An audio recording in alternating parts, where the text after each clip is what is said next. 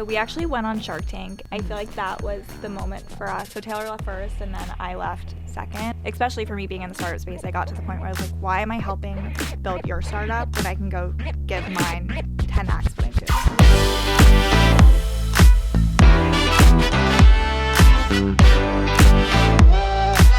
So I want to start with how you guys knew you wanted to work together, because I think oftentimes like people think that they found the right partner, and I just want to know what your dynamic was. Like, you guys were friends obviously before starting the business. Tell me everything.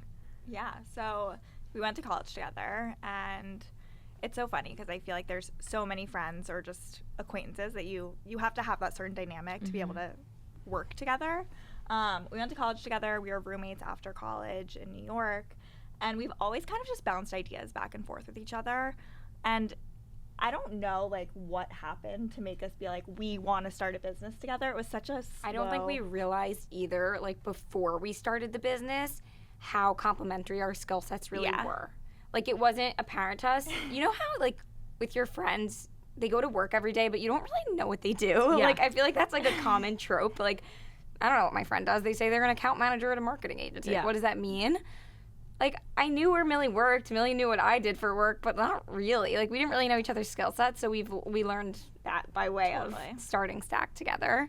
And I just think we have, like, complementary personalities, complementary skill sets. There's no one else that, like, I could do this with. And, yeah, it wasn't, like, as we tell you more about our story, you'll kind of hear what we mean by this, but it wasn't so, like, targeted or intentional, like, hey, let's start a business together. So, okay, wait, tell me how it even came about then, because since we're already on this topic, you may as well tell me. Yeah, so it was during the pandemic. We were working out a lot more at home, and we realized that we were using yoga mats, but we were doing so much more than yoga. Pilates, sculpt, HIIT, all these classes. And half the time an instructor would even be like, okay, roll your yoga mat in half for extra support, or use a block to enhance what you're doing. We're like, wait, why does something not exist that's made for these types of workouts? And nothing was just supportive enough or versatile. So we first wanted to see, like, is this an us problem, or are other people having this problem as well? So that's kind of like where it stemmed from, and it was really a slow process. Each step was kind of like, okay, like, let's talk to see. Neither of us have any background in starting a business, so I think for us, we were like, okay, how do you do this? So we networked, friends of friends, and just tried to find out, okay, if you have an idea, how do you actually bring that pen to paper? Absolutely.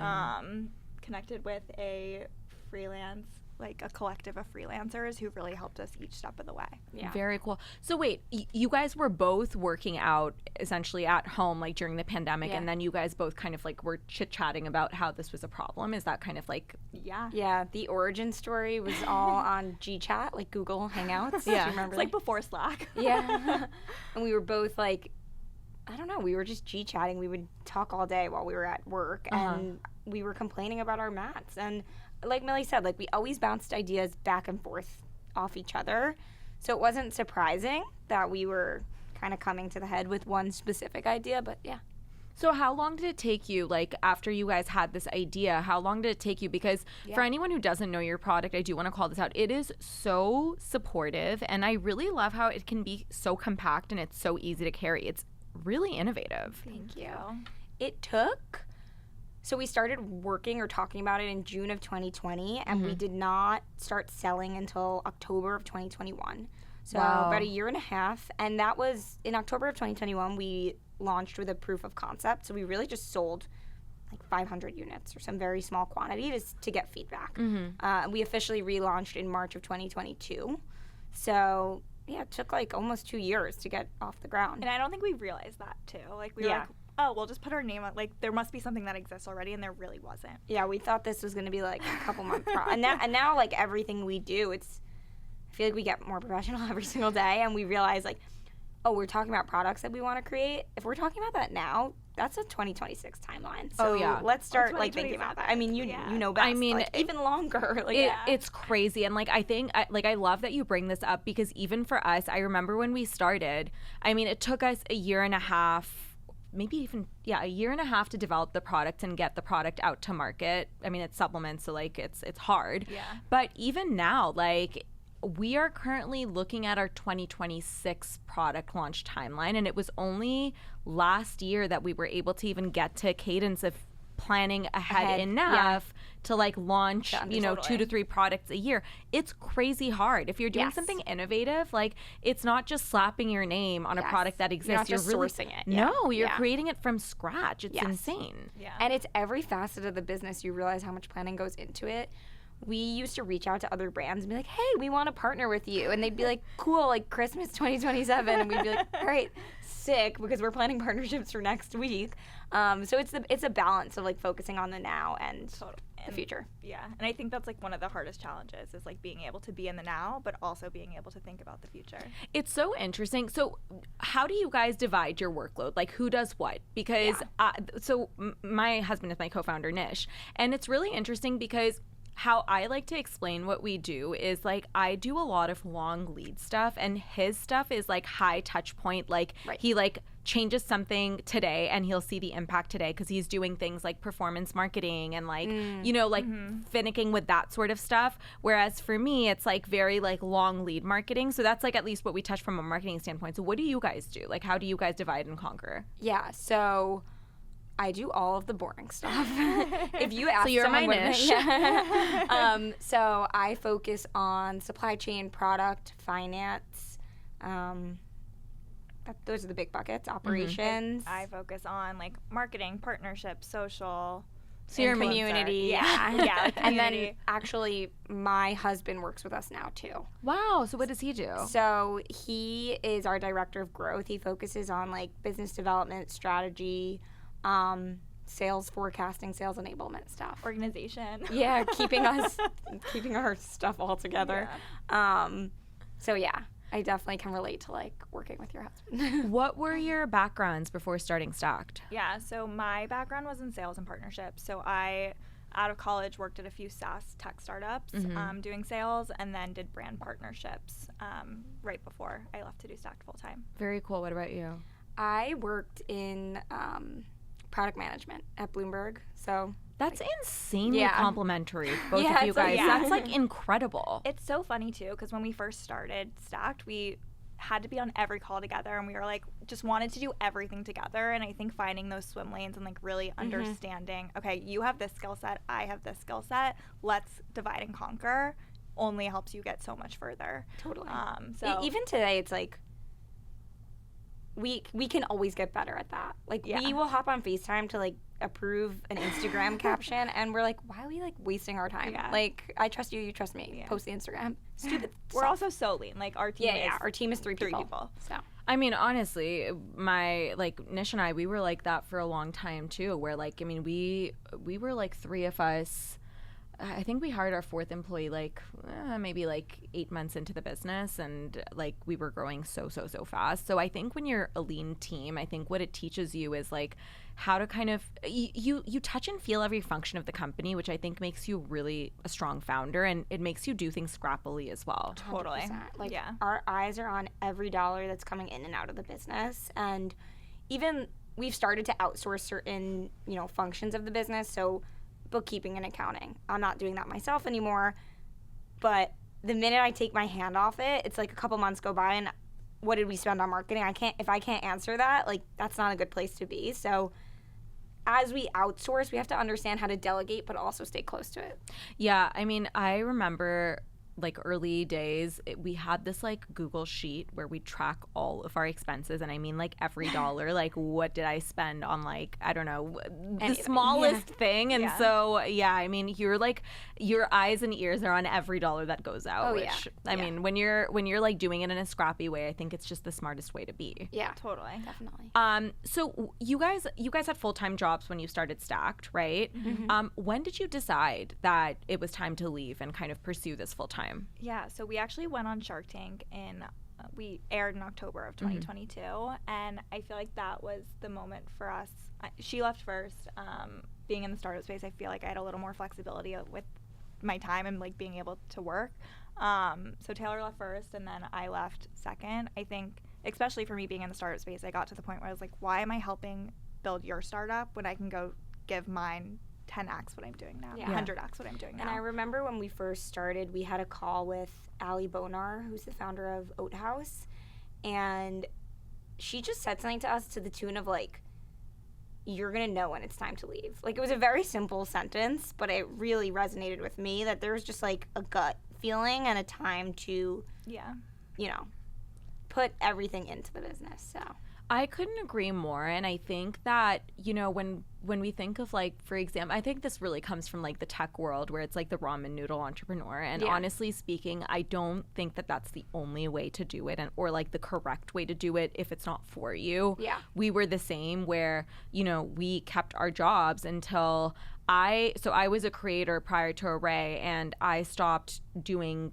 you know, like things to do with like working as a creator. I think it was like we started March 2020 and I stopped everything like July 2020, and then Nish quit his job November 2020. And it's true, like there's just this point where you're like, okay, I can no longer kind of be excellent at this while also, you know what I mean? Exactly it. It was like I was being good at my job at Bloomberg and good at Stakt. So I'm giving neither 100%.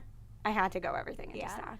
I think also, like, when we first left, we're like, what are we going to do with our time? Like, there's not going to be enough things to do. And now that's a crazy thought. It's just crazy, the difference of, you know, once you actually are able to give that 100%, there's so much more that you can do. I mean, it's insane. I also feel like your business gives to you what you give to it. Totally. You know, like and you realize that when you go full time into it, where you're like, holy shit, there's like all of this stuff to do, which is crazy. 100%.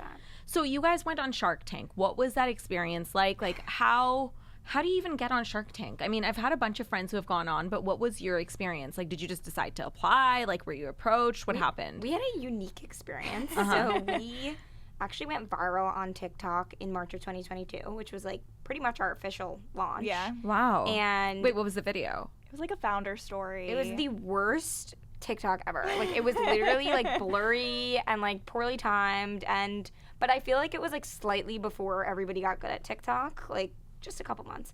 And it was just a founder story. We were just like telling our story. This is what we're doing. This is the product. This is why we made it. And so it went viral, and then a producer from Shark Tank reached out. Wait, before you even get into that, so when the video went viral, did you notice an uptick in sales? Like, what happened? Yes, definitely. I mean, it was like 0 to 100 for us at that time, so it was a really big jump. There wasn't TikTok Shop yet, so you weren't like purchasing right through, but it was a really big increase in traffic to our website, followers, everything. I mean, it was the first sort of public foray for us. Was that also how you started to build out a community? Like, did you leverage TikTok and like kind of see like social media in general as like a strong player? But I think the biggest way that so from the get-go, being in New York, same as LA, there's always so many events that are happening that are wellness and fitness, and we had these bags of mats, and we would carry them to event after event and just try to get the mat under as many people's feet as possible. Wow. And the fitness industry, like, it's very tight-knit. Everyone, if you have an instructor, they're tight-knit, but then they also have their own community inside of that. So it was just really an easy way for us to get ingrained into this, and we still loan out mats. We still that's such a huge part of our business, and we're emulating it in other cities and just really trying to grow that community throughout the country. Very cool. Okay, so then this video goes viral. Shark Tank approaches you, like a producer. Yeah, they emailed us. We literally looked them up. We're like, is this real? Is this we a thought it was scam? fake. Yeah. And then they basically invited us to apply, and then we made a pitch video. And wait, what does it mean to be invited to apply? I think it's just like, because it's like, there's an application for Shark Tank. It's online. You submit it, and then you make a video. And they basically invited us to that first step, which I don't really know the ins and outs. I'm sure if you're being like poached, or if you're being, approached to apply, they're interested in you. I feel like they cut you to the front of the line of like, you're not just applying and it's like going to sit in it's like a we've box, seen you already on social media, and I think that probably happens a lot with especially now. So you guys apply, you made a video, and what happens with that video? Then, like, did you just send that over to the same producer, or it just it goes into the application? Like, how does it work? So the crazy thing with Shark Tank is that up until literally 2 weeks before you air, they remind you every single day you're not guaranteed to air. Well, up until even the moment you step on to film, you're not you guaranteed. could be told you're not actually filming. For us, we flew to LA. Yeah. The day could have gotten away or something. They could be like, sorry, we don't have time for you. Yeah. So we basically so everything about Shark Tank for us was amazing. Like start to finish, the process, the filming, the airing was all so great. I would say one of the biggest benefits of going on Shark Tank for us is it helped us professionalize our business. Like they were like, because we weren't raising money. We weren't planning to raise money at that time. And it was like, you need to tell us everything. Like know your unit economics and understand like your customer retention strategy and all these different things that we weren't thinking about. We were just like, we have a great product and we'll figure it out from there. But so that, prep period really helped us. Also, I think when, whether you're pitching to investors or Shark Tank, whatever it is, I think professionalizing that pitch is so important. Totally. Because also, what I've realized, because we raised, after 2 years of the business, and we raised a small round, but raising money, it's crazy, right? And it really is about practicing and perfecting that pitch. Mm-hmm. And once you have that down, it makes it really easy even to communicate with the customer, to just speak about your business in the best way possible. Yeah. So how, what was your practice sessions looking like leading up to Shark Tank? Tell everyone how you perfected the pitch. We literally had every single one of our friends pretend to be sharks, and it's no one's supposed to know you're going on Shark Tank yet. All of our friends played the role. It's don't even tell your husband. It's crazy. Yeah. But every single friend of ours was a shark and just would ask questions, because everyone has a different background, so they're going to ask questions in different ways or in different topics. And so for us, it was just you have no idea how they're going to ask questions when you're actually in there. So it was just super helpful to get a million different questions in different ways. We also watched a lot of episodes. Yes. And then would write down questions, think through our answers. We did meet with probably 3 or 4 institutional investors that through our network and gave them a lowdown, we're going on Shark Tank. And the way they conducted their practice pitches with us were definitely different to how our friends would, and also different to how the sharks did. Yeah. But it was helpful because it allowed us to really be under pressure from people we don't really know that were asking us legitimate questions that you'd be asked when raising money. So then once you go on Shark Tank, you get into that room, obviously your episode was successful and it aired and all of that, but you come to LA, you're filming. What happens? Are you nervous when you get into that room? What the heck? When I tell you I was the most anxious I've ever been in my life. Yeah, I would think. You also just have no idea what to expect. You see what's on the show, but you don't know what it's really going to be like. It's very similar to what you see on the show, but we were in there for about 45 minutes, I think. Wow, because the pitch they edit it down to 7 minutes. Yeah. I remember we walked in the room, we go in, we start to pitch. We're like, this went well, right? The pitch happened. And then all of a sudden they're like, cut! They stop filming. And some producer runs out and they're like, Taylor has hair in her mouth. And I'm like, what the heck? My hair is always everywhere too. So it was but what it did was it set this moment between us and the sharks that we were all just real people, and they were all laughing. One of them said to the producer why don't you ever pull hair out of my mouth? It was just a moment where it was we're not filming and we're all giggling about something. And then I feel the nerves were really at ease. They were pretty easy on us. It wasn't too, I think you also demanding. They do a really good job of making you feel comfortable, or at least trying to, because it is stressful. And I mean, at least our experience was like this. And pitching on Zoom is stressful, let alone with cameras in your face and 4 shots. That's crazy. Exactly. Yeah. It was nuts. So then, once they took the hair out of your face, then did you do the pitch again? I think maybe the pitch part was done, but then we went into questioning at that point. But it was a great experience. We loved it. I definitely think that at the time it feels like Shark Tank is the end all be all. And now meeting so many other founders and people, you hear all these reasons why people wouldn't go on Shark Tank. Or there's so many people who they know us, but they didn't even know we went on Shark Tank. So it's interesting because it's kind of depends on how much you watch primetime TV. Do you think of it as the biggest deal or not? Yeah. So. Or if you grew up with it or whatever. True. It is. I aspired to that. I was if I could go on Shark Tank, that would be cool. Yeah. So that was a big bucket list thing. But now that we're a few years removed from it, there's so many other goals, and that feels like something really in the past for us. So then when you did go on, did you notice like an increase, like an uptick in your business? Oh my God. Really? Yeah. So we had been in business for 6 months basically when we went on the show. Wow. And so we were so newbie, and like the revenue we did that weekend was 3 times the amount we had done in the 6 months that we were running the business. It was just crazy. In just like 2 nights. Yeah. It's really incredible. So a bunch of my friends have been on Shark Tank, and I've done watch parties with like a number of them. Yeah. And I remember the first friend whose watch party I went to, I mean, like I've been so proud of every single friend who's, but like she had her Shopify on, like on the kitchen counter. It's a show going up. And it was like, I mean, it was I literally have chills. Like I remember we were staring at our phone, just looking at all the different orders that were coming. We did a watch party in a bar in Brooklyn, and like all of our friends were there, and our parents and your in-laws and whatever. It was over 100 people came. It was so much fun. Oh, I love that. Yeah. So then how did you keep the momentum going after Shark Tank? Because I think a lot of businesses or like founders can relate to sometimes like a viral moment, quote unquote. Okay, so it can be like a video going viral that like results in this like influx, or Shark Tank in your case, or a celebrity or an influencer talking about you in like an unexpected way. That's what happened with us. So what did you do to keep that momentum going and like build upon it? Yeah, I mean, the exposure from Shark Tank itself, I think, was just really helpful to get more eyes onto the brand. Partnerships were like a huge part of our strategy there. Smart. Just trying to partner with brands that either had a different following or a larger following than us, so we could continue with that exposure and just try to introduce the brand to more people.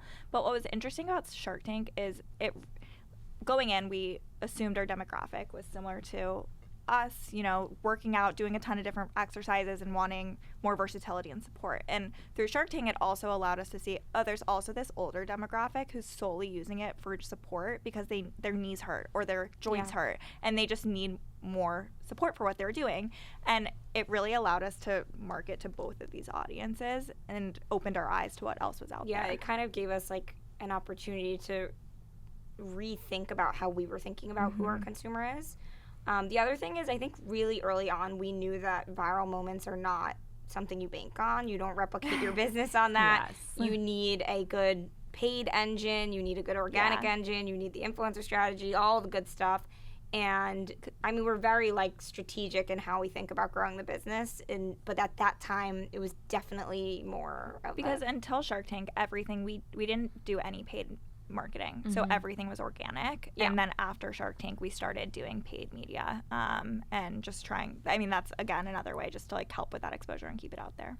I think though your approach where focusing on organic first, by the way, that's exactly what we did too. And I think it's actually, I would argue that it is the right way to kind of start things off, because it allows you to get like a really good understanding of like your organic audience and like grow that community in the most organic way possible. And like I think those people who are entering your funnel from that organic place, they also tend to be like real loyalists. Yes. Oh my God, totally. We just launched a second product. I know, I saw. Thank you. It's very exciting. It launched last week. It's adjustable hand weights, and looking at our Shopify, the analytics of returning customers, it was just really, I feel like it's exactly that, like seeing the number of people who wanted to come back and purchase again because they love the mat and they're sticky.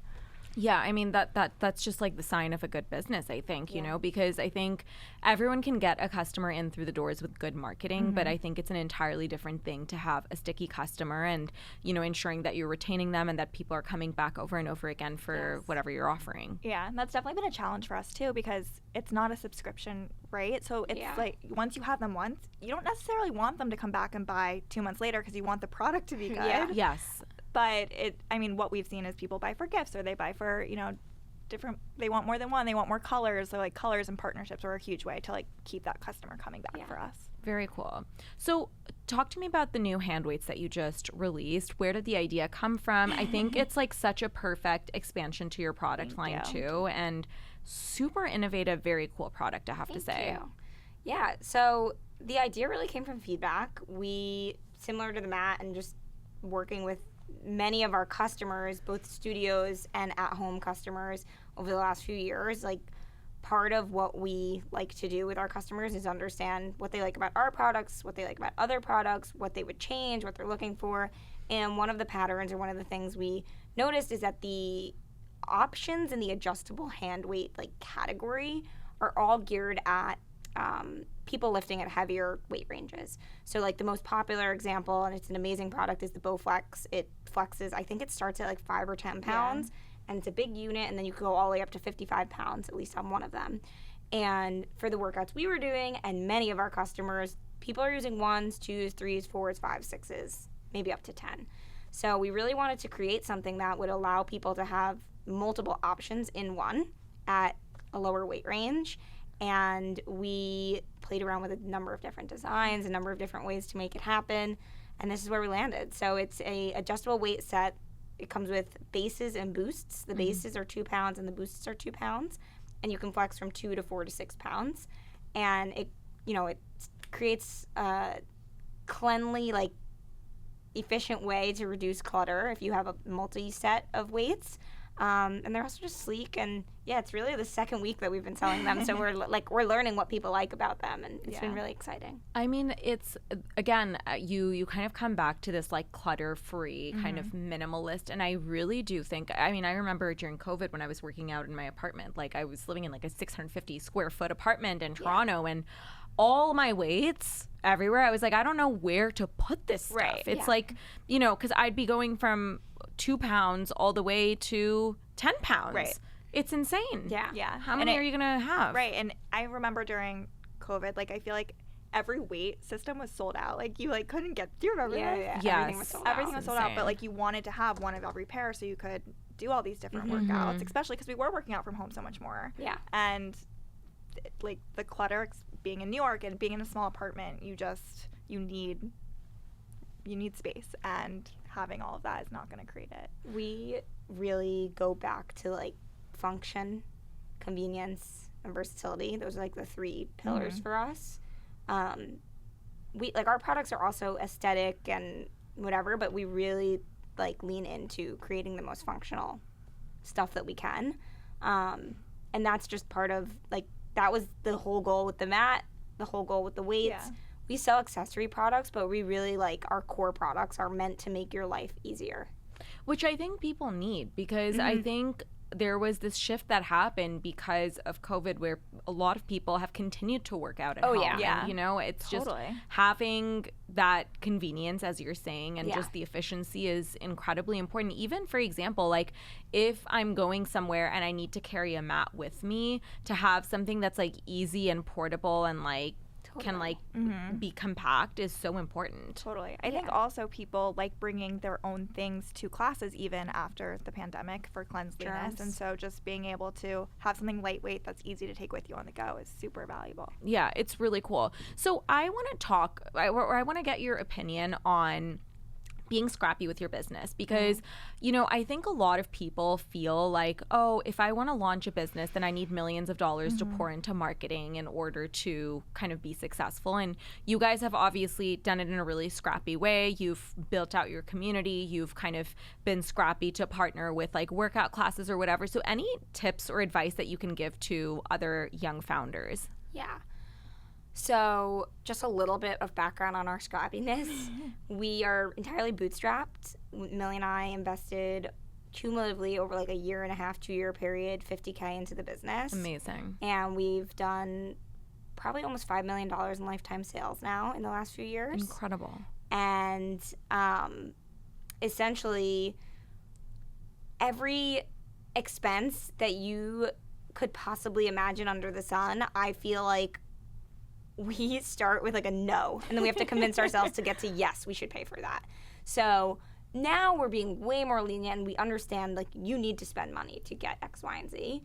But I guess some tips that I would have is, if you can, the ramen noodle strategy, starting the business while keeping our other jobs was really important. We didn't have to pay ourselves. Influencer, we've never really paid influencers, we just gift. I think that could change for us in the future. I think there's definitely value in it. I'm curious your opinion. And so that was something that it wasn't a bucket we invested in. And then in terms of every vendor you work with is going to start with their highest price. So whether it's a photographer or it's our factory overseas or whomever it is, we always try to see if there's a better cost that they can give us or if we can meet at like a better price point. Of course, like still valuing people's time and their work, but I would say like negotiating is something that helps us keep lean. But like we're slowly leaning into becoming less lean and recognizing that like you need to spend money to get brand awareness. And not every dollar you put in for brand awareness is obviously going to lead to. Yeah, I mean, I couldn't agree more, but I think you have to strike this balance always. And, you know, we're currently like year 5 into our business, and like, you know, we're like, I would call us like, instead of small, like more medium, so like we're considered like mid-market now. But all that being said, like we still operate under the same kind of principles where we don't just want to burn our cash, you know, like we really focus on profitability. And yes, like certain things we know we're not going to get the money back, but I mean, like it's just about striking that balance. Totally. And I think like exactly what you're saying about, you know, gifting, for example, was really big for us as well. So, I mean, you have to be like smart. I think it's also probably industry dependent. Absolutely. Like if you're entering a consumables business or food and bev, like especially food and bev, like it's very apparent there's a pay to play structure to get yourself, you know, in all the grocery stores and wherever else. Those are the kind of businesses that I'd probably tell someone thinking about it, like maybe sit down and like raise money first. But with our product, or, you know, a lot of spaces direct to consumer online, where we don't need to necessarily pay retailers for marketing spend, it was easy enough that we were like, we can get this off the ground. We need a proof of concept. We need to get feedback. We need to, you know, see who we can sell to and what time frame. But all that said, like we're at a point where we're going to raise money, and to get to that next level, we will need outside capital. I think that also, like when I speak to younger founders, I think your approach is really right, and it's kind of what we did as well. So I can only speak to what worked for us, but having proof of concept in a business that's like doing X amount in revenue, and you being able to kind of say, oh, like this is actually something that consumers want. I think when you then go in to raise money, it puts you into a seat of power, because you're not just like raising on a concept. Yeah, exactly. It's not just an idea. You have proof in the pudding. Exactly. So it makes things like easier. The sales are there, the customers are there, the feedback is there, the reviews. It's so true. Yeah, so I think that definitely helps as well. So I think it's a smart way of doing things. I saw that you guys had a partnership with Prince. Tell me about that. Yeah, so they're owned by Authentic Brand Group, so we partnered with them, and it was really fun. We created 2 custom mats and custom colors with their logo, and then created a bag that has a zipper for a tennis racket or a pickleball racket, and it was such a fun partnership and so different for us to kind of create something new that wasn't necessarily one of our core products. Racket sports were like a little bit of a platform for us this summer. So I think in the beginning we thought everything has to tie back to like yoga and Pilates, and we've realized that there's so many ways to activate with other concept sports, athletics. So this year we went to Wimbledon. We actually gifted a bunch of Wimbledon players before they went into their match. So they're using mats on like the sidelines and whatever, stretching before their games.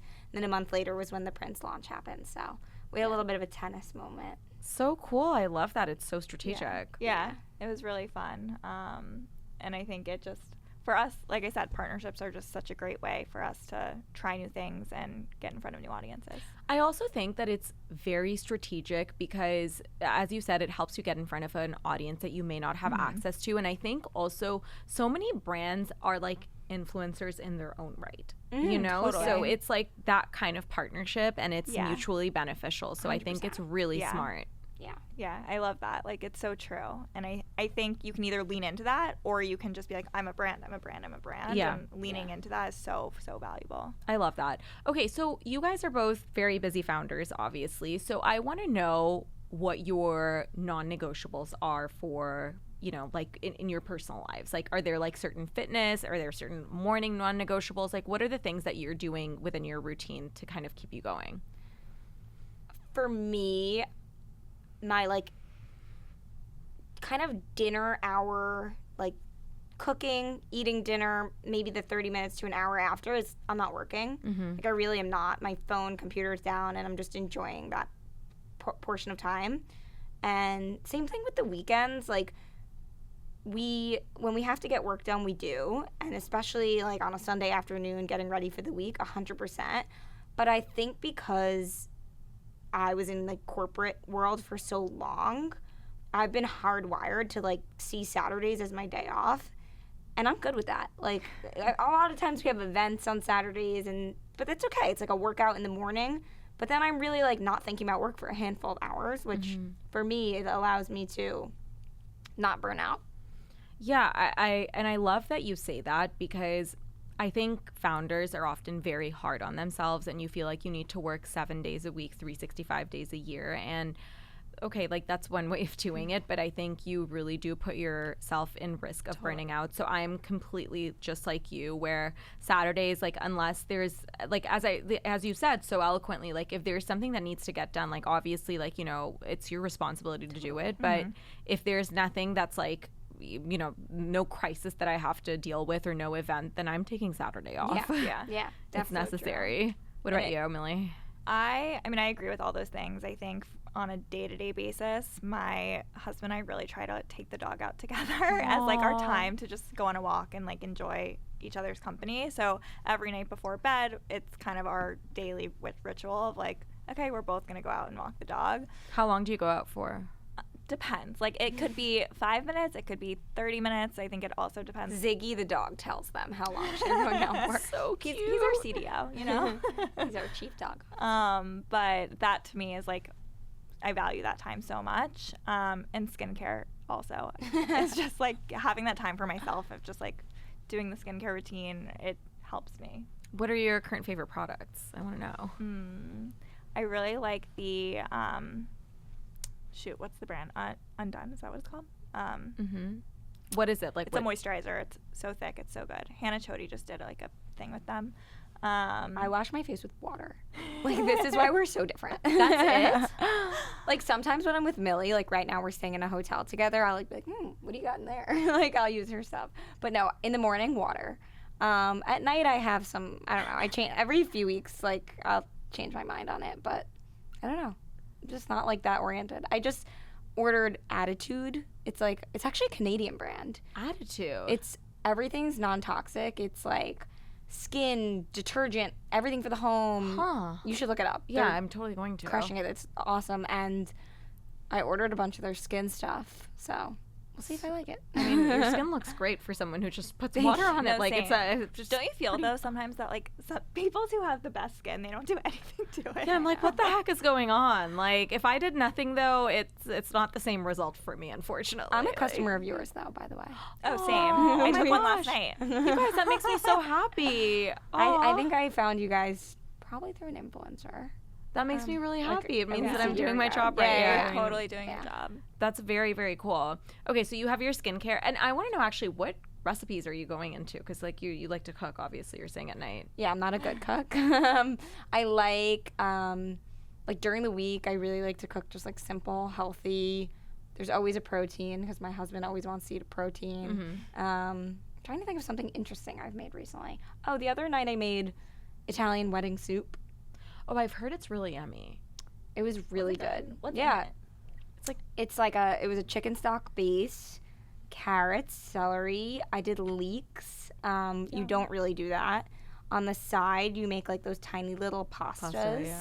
I learned that you don't make it in it or it absorbs all the broth. And then usually it's done with, like, a pork meatball, but we did turkey meatballs. Sounds really good. It was really good. Our friend Lane is a really good chef, and she taught me how to make that. So. Yummy. Oh, my gosh. That Taylor sounds and I's first venture before we started Stakt was during the pandemic was a food Instagram where we would just remake recipes.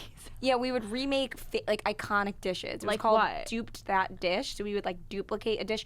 Like, wait, Carbone that's really cool. Spicy rigatoni or Nobu miso cod. Like, random iconic dishes that we I love that. Yeah. I've, like, remade the Nobu miso cod thousands of times. It's so good. Oh, my God. Too. Yeah, it's so easy.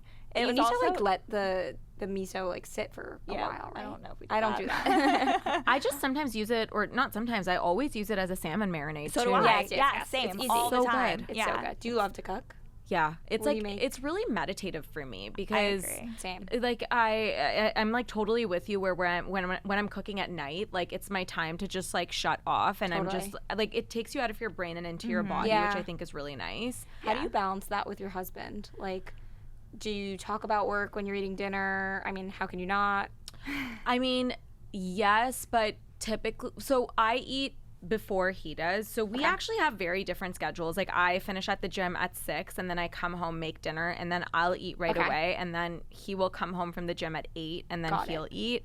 So we're separate, but I sit with him when he eats dinner. Typically we will do like a walk before dinner, and at that time, like unless it's like I just try to stay away from like very tough problems at that time because I feel like number one, we may not be super sharp. Number two, it's you just need a little bit of a break. But yeah, we're talking about work, just maybe like leave like a very large problem for the next day. Yeah. But I mean, you know, like when you're with your co-founder, like you just can't help it sometimes. Yeah, true. Yeah, I mean, 100%. especially for us, like we're friends first. So our group of friends, when we're out to dinner with everyone, we try to not talk about it, but it's so hard. It's word vomit. Yeah, and you're excited about it, you know? Yeah, exactly. Yeah, and it really becomes your whole life. Yeah. So that's super cool. Okay, you guys, where can everyone find you? Where can they buy everything? Like, what are your personal handles? If you use them, tell us everything. yeah, well, you can find us at shopstakt, shopstakt.com. Our Instagram handle is also shopstakt. Same with our TikTok. My personal handle is Taylor Servet, Servet. And mine's Millie Densing, Densing. Thank you so much for being here. This was so fun. So fun. Thank you for having us. Yeah, thank you for having us.